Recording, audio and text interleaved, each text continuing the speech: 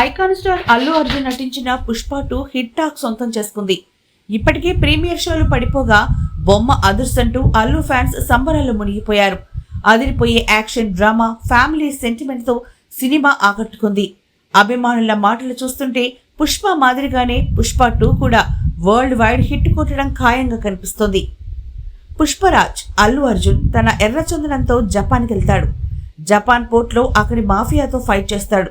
Cut చేస్తే చిత్తూరు శేషాచలం అడవుల్లో పుష్పరాజ్ ఎర్రచందనం స్మగ్లింగ్ తో అడ్డు లేకుండా ఎదుగుతాడు.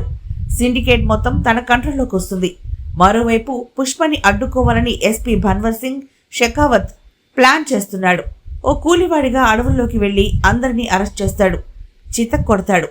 తన మనుషుల్ని విడిపించడానికి వచ్చిన పుష్పతో పోలీసులు అతి చేయడంతో అందరూ పోలీసులను కొనేస్తాడు.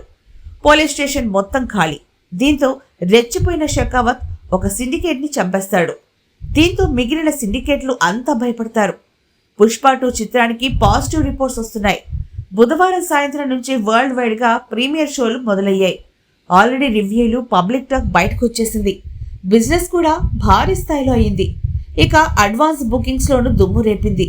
మరి ఇంతటి భారీ స్థాయిలో వస్తున్న ఈ సినిమా ఎలా ఉంది అనేది వివరంగా ఈ లైవ్ రివ్యూలో తెలుసుకుందాం.